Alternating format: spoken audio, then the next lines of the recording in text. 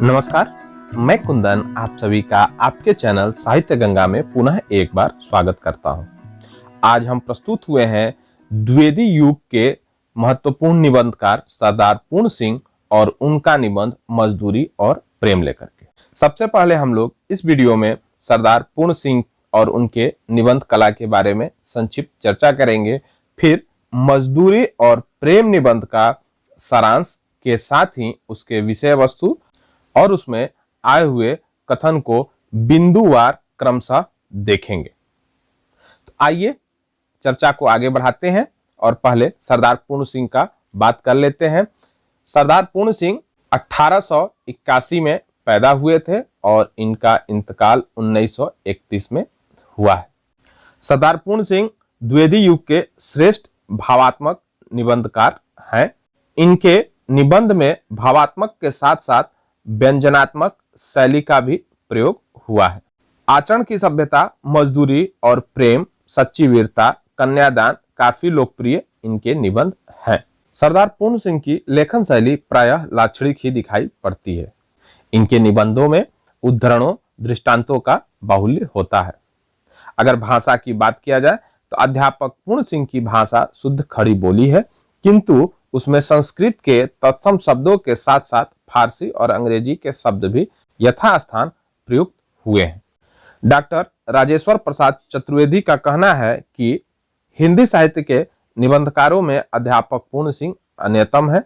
उनका न तो कोई प्रतिरूप हुआ और न ही उत्तराधिकारी ही। समग्रता में वे आज भी अजेय हैं।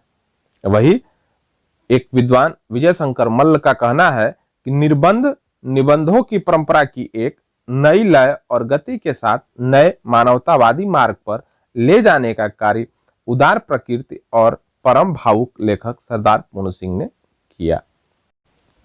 अब हम बात करें मजदूरी और प्रेम की, तो मजदूरी और प्रेम निबंध के माध्यम से सरदार पूर्ण सिंह ने संदेश दिया है कि मजदूरी और प्रेम का कोई मोल नहीं है, यह अनमोल है।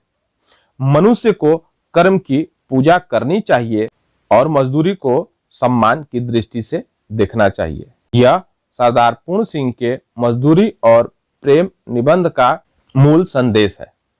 अब आइए हम लोग मजदूरी और प्रेम निबंध के सारांश की तरफ आगे बढ़ते हैं और सारांश में ही इसमें वर्णित विषय को बिंदुवार क्रम से चर्चा भी करेंगे। तो शुरुआत में ही सरदार पूर्ण सिंह ने किसान को ब्रह्मा के समान बतलाया है और वो कहते हैं कि हल चलाने और भेड़ चलाने वाले प्रायः स्वभाव से ही साधु होते हैं। ब्रह्माहुति से जगत पैदा हुआ है। अन्न पैदा करने में किसान भी ब्रह्मा के समान है। खेती उसके ईश्वरी प्रेम का केंद्र है। किसान की चर्चा करते हुए आगे सरदार पूर्ण सिंह कहते हैं कि पानी बरसाने वाले के दर्शनार्थ आंखें नीले आकाश की ओर उठती हैं। नैनों की भाषा में यह प्रार्थना करता है। सायं और प्रातः, दिन और रात विधाता इसके हृदय में अचिंतनीय और अद्भुत आध्यात्मिक भावों की वृष्टि करता है। और यदि कोई किसान के घर आता है तो यह उसे मृदु वचन, मीठे जल और अन्न से तृप्त करता है। फिर सरदार पूर्ण सिंह यहाँ पर किसान के जीवन वृत्त को दिखाने की कोशिश करते हैं और आगे कहते हैं कि दया, वीरता और प्रेम जैसा इन किसानों में देखा जाता है, अन्यत्र मिलने का नहीं। गुरु नानक ने ठीक ही कहा है, भोले भाव मिले रघुराई। भोले भाले किसानों को ईश्वर अपने खुले दीदार या दर्शन देता है। ये प्रकृति के जवान साधु हैं। फिर आगे सरदार पूर्ण सिंह कहते हैं, गणेरिया का जीवन पवित्रता से पूर्ण है। यहाँ पर गणेरिया के जीवन की फिर वो चर्चा करते हैं, उसकी एक वृत्तांत सुनाते हैं और इसमें वो कहते हैं, दिन को सूर्य, रात को तारागण इनके सखा हैं। भेड़ों की सेवा ही इनकी पूजा है। जरा एक भेड़ बीमार हुई, सब परिवार पर विपत्ति आई। दिन रात उसके पास बैठे काट देते हैं। फिर वो आगे कहते हैं, प्रकृति की मंद मंद हंसी में ये अनपढ़ लोग ईश्वर के हंसते हुए ओठ देख रहे हैं। पशुओं के अज्ञान में गंभीर ज्ञान छिपा हुआ है। इन लोगों के जीवन में अद्भुत आत्म अनुभव भरा हुआ है। गडेरिये की परिवार की प्रेम मजदूरी का मूल्य कौन दे सकता है। फिर सरदार पूर्ण सिंह अपनी बात को आगे बढ़ाते हुए कहते हैं कि मजदूरी का ऋण तो प्रेम सेवा से चुकता होता है, अन्न धन से नहीं। वे तो दोनों ही ईश्वर के हैं। फिर एक जिल्द-साज की चर्चा करते हैं जो किताबों पे कवर चढ़ाते हैं, किताबों की बाइंडिंग करते हैं। और वो कहते हैं कि एक जिल्द-साज ने मेरी एक पुस्तक की जिल्द बांध दी। मैं तो इस मजदूर को कुछ भी न दे सका, परंतु उसने मेरी उम्र भर के लिए एक विचित्र वस्तु मुझे दे डाली। जब कभी मैं उस पुस्तक को उठाया, मेरे हाथ जिल्दसाज के हाथ पर जा पड़े। पुस्तक देखते ही मुझे जिल्दसाज याद आ जाता है। वह मेरा आमरण मित्र हो गया है। पुस्तक हाथ में आते ही मेरे अंतःकरण में रोज भरत मिलाप का सा समा बंध जाता है। फिर अपनी बात को आगे बढ़ाते हुए सरदार पूर्ण सिंह कहते हैं कि हाथों से बने कामों में पवित्र आत्मा का सुगंध होता है। और यहाँ पर एक विधवा नारी की चर्चा करते हैं जो बैठ करके दिन भर कपड़ा सिलती है, साथ ही साथ वह अपने दुख पर रोती भी है। दिन को खाना न मिला, रात को भी कुछ मैसर न हुआ।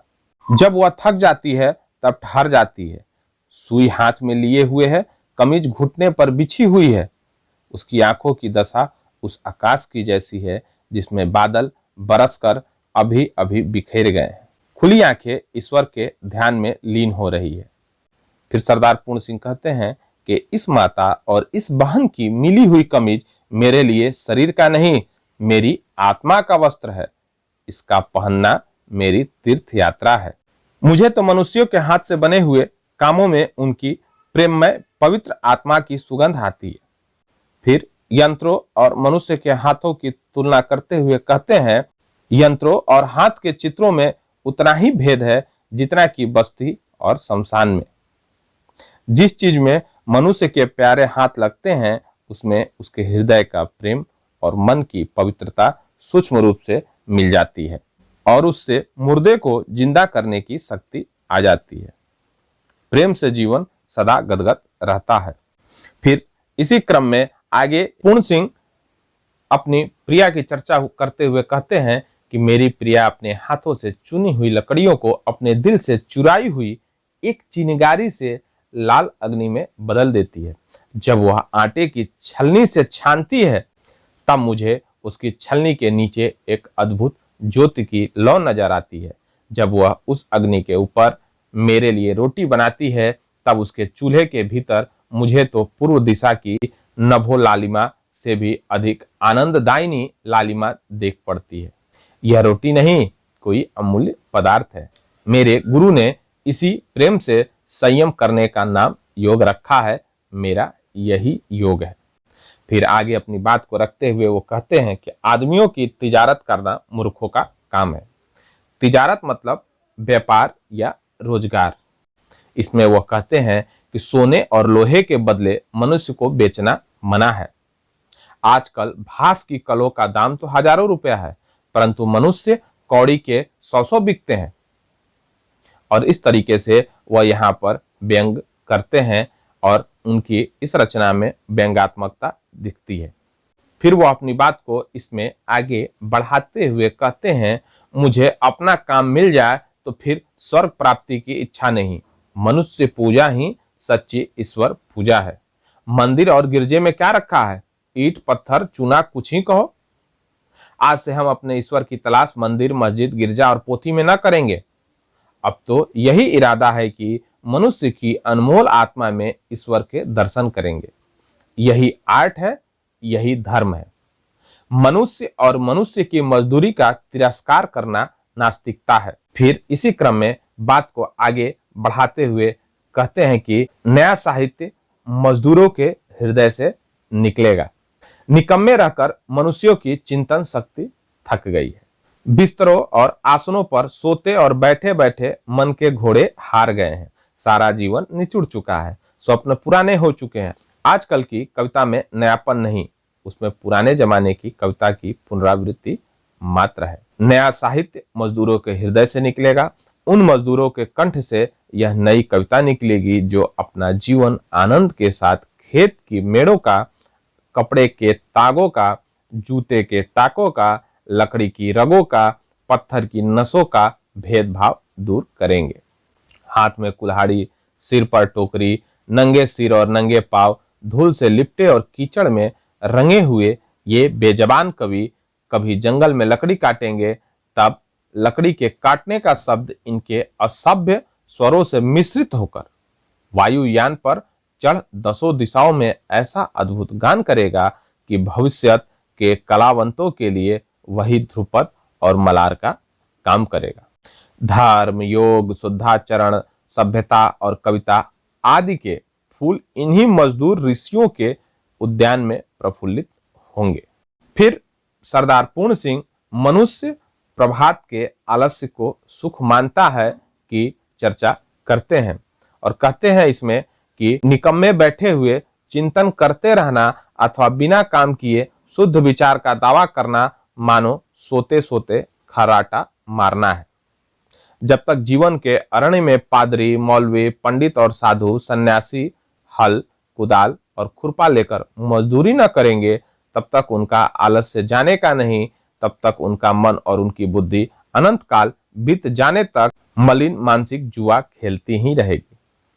उनका चिंतन बासी, उनका ध्यान बासी, उनकी पुस्तकें बासी, उनके लेख बासी, उनका विश्वास बासी और उनका खुदा भी बासी हो गया है।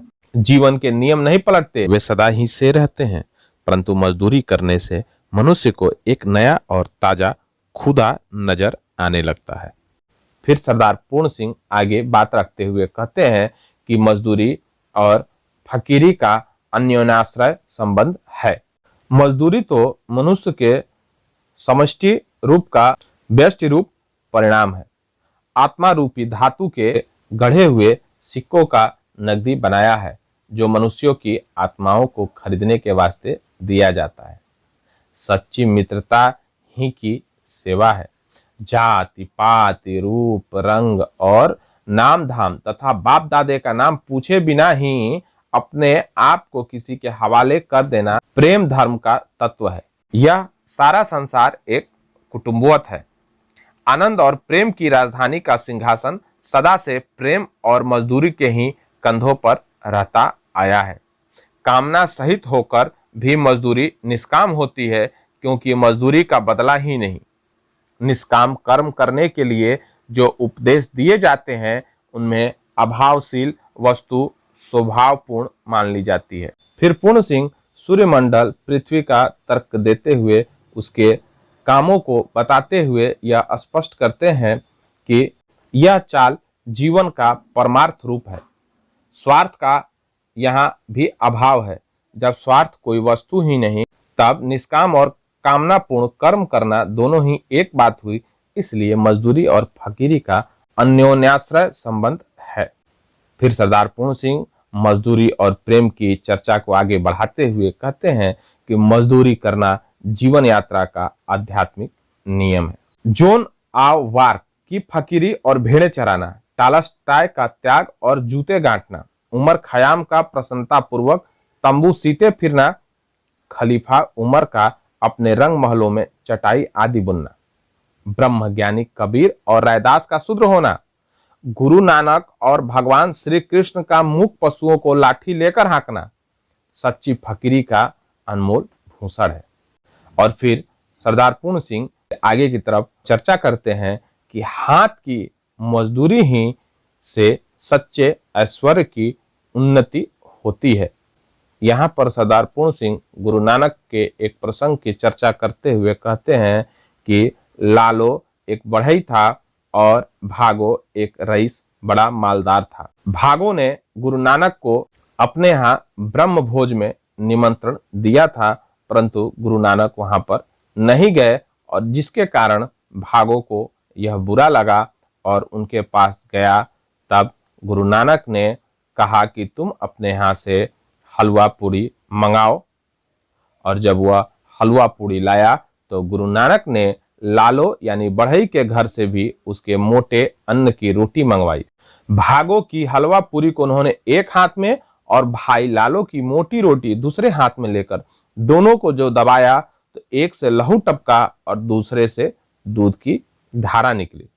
बाबा नानक का यही उपदेश हुआ। जो धारा भाई लालो की मोटी रोटी से निकली थी वही समाज का पालन करने वाली दूध की धारा है। यही धारा शिव जी की जटा से और यही धारा मजदूरों की उंगलियों से निकलती है। मजदूरी करने से हृदय पवित्र होता है, संकल्प दिव्य लोकांतर में विचरते हैं। हाथ की मजदूरी ही से सच्चे ऐश्वर्य की उन्नति होती है। फिर सरदार पूर्ण सिंह चर्चा को आगे बढ़ाते हुए आज के समाज पर व्यंग करते हैं और कहते हैं कि आज हम जातीय दरिद्रता से पीड़ित है। इसके अंतर्गत वह कहते हैं, अन्न पैदा करना तथा हाथ की कारीगरी और मेहनत से जड़ पदार्थों को चैतन्य चिन्ह से सुसज्जित करना, क्षुद्र पदार्थों को अमूल्य पदार्थों में बदल देना इत्यादि कौशल ब्रह्मारूप होकर धन्य और ऐश्वर्य की सृष्टि करते हैं। और इसी में फिर आगे कहते हैं कि इस देश में कारीगरी का बहुत दिनों से अभाव है। इस समय के देव स्थानों में स्थापित मूर्तियां देखकर अपने देश की आध्यात्मिक दुर्दशा पर लज्जा आती है। उनसे तो यदि अनपढ़ पत्थर रख दिया जाए तो अधिक शोभा पाते। जब हमारे यहाँ के मजदूर, चित्रकार तथा लकड़ी और पत्थर पर काम करने वाले भूखों मरते हैं, तब हमारे मंदिरों की मूर्तियां कैसे सुंदर हो सकती हैं। ऐसे कारीगर तो यहाँ शूद्र के नाम से पुकारे जाते हैं। याद रखिए, बिना शूद्र पूजा के मूर्ति पूजा, किवाम कृष्ण और शालिग्राम की पूजा होना असंभव है। सच तो यह है कि हमारे धर्म कर्म बासी ब्राह्मणत्व के छिछोरेपन से दरिद्रता को प्राप्त हो रहे हैं। यही कारण है जो हम आज जातीय दरिद्रता से पीड़ित है। फिर आगे मजदूरी और प्रेम में सरदार पूर्ण सिंह पश्चिमी सभ्यता की चर्चा करते हैं और कहते हैं कि पश्चिमी सभ्यता मनुष्यों की पूजा को अपना आदर्श बना रही है। जापान निवासी कागज, लकड़ी और पत्थर की बड़ी अच्छी मूर्तियां बनाते हैं। करोड़ों रुपयों के हाथ के बने हुए जापानी खिलौने विदेशों में बिकते हैं। हाथ की बनी हुई जापानी चीजें मशीन से बनी हुई चीजों को मात करती हैं। संसार के सब बाजारों में उनकी बड़ी मांग रहती है। पश्चिमी देशों के लोग हाथ की बनी हुई जापान की अद्भुत वस्तुओं पर जान देते हैं।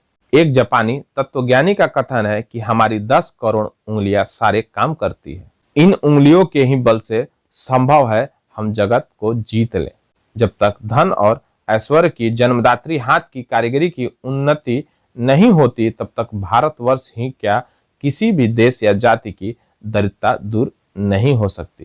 फिर अंत में सरदार पूर्ण सिंह मजदूरी प्रेमामृत है को संबोधित करते हुए कहते हैं कि यदि भारत की 30 करोड़ नर नारियों की उंगलियां मिलकर कारीगरी के काम करने लगे तो उनकी मजदूरी के बदौलत कुबेर का महल उनके चरणों में आप ही आप आ गिरे। मनुष्य को तो मनुष्य ही सुख दे सकता है। प्यारी मनुष्य जाति का सुख ही जगत के मंगल का मूल साधन है। बिना उसके सुख के अन्य सारे उपाय निष्फल है। धन की पूजा से ऐश्वर्य, तेज, बल और पराक्रम नहीं प्राप्त होने का। चैतन्य आत्मा की पूजा से ही ये पदार्थ प्राप्त होते हैं। चैतन्य पूजा से ही मनुष्य का कल्याण हो सकता है। समाज का पालन करने वाली दूध की धारा जब मनुष्य के प्रेममय हृदय, निष्कपट मन और मित्रतापूर्ण नेत्रों से निकलकर बहती है, तब वही जगत में सुख के खेतों को हरा भरा और प्रफुल्लित करती है और वही उनमें फल भी लगाती है।